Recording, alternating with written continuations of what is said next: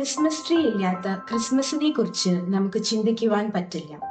ഒരു മരത്തെ Christmas tree ആക്കി മാറ്റുന്നത് കൂർത്തതും വേറിട്ട് നിൽക്കുന്നതുമായ ചില്ലകളെയൊക്കെ ഒന്ന് വെട്ടിയൊതുക്കിയ ശേഷം അതിൽ അണിയിക്കുന്ന അലങ്കാരങ്ങളും നക്ഷത്രങ്ങളും ലൈറ്റുകളും ഒക്കെയാണ്.